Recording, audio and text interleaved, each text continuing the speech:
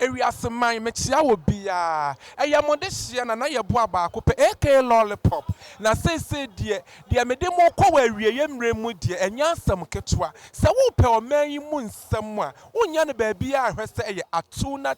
me be kira wo yi mu nsem oman yi mu nsem bebrebe na wonya ne ba bia ntie na wonhwe ese ATUNA TV kwanya broken heart fa so ba ye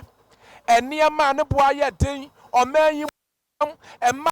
ye chimpona na nsa pani ye jai oba ne se be ma ne be mesha me de nyina ye dey ebrew e wo ATUNA TV na wo ba modin na wo fra adwuma ba na wo dide me na wonya bresuo kakra na odigu agigija wagwanum den de component den kama den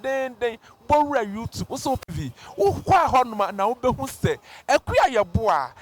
Yeboah ba pa oba akonofo oba simprimu me ne ehwe manim kopebo se a ye nsa ye den eka na me dia ye den me dia bro e wo ATUNA TV ba modern na hwe ATUNA TV a me pacha wo hwe na wo subscribe we ya no e den na wa se ATUNA TV no Yeboah siama de me de bro no eye anu odin oman yi mu nsem broken heart no de mirika be ye den ebekọ ya ma broken heart akonya ma na metena so na mo so ma na mo ho be mo na mo krum ma meso amusim ntum nya den enti oba gimifo na yesa de nyame pe no ye de wo ye woti ase na mo mema no so amote ho no amoso oba na se ye den eso entutum ye den entena ho no wo ye nam bebrebe wo ye nam anka efra wo twe ye do baba awiankwan ye pen kwase asem Yeboah siama me de bro se din ya asesa na ye Akuya Yeboah na wo hwese de mesi address se me den samo ye den e ba pa wo besi bia hu se me den metwa na Akuya Yeboah pese me dwimi ho ankasa na tomojam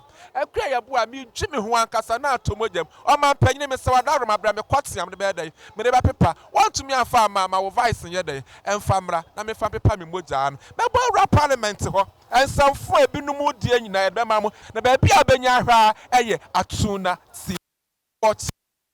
TV. Bye bye.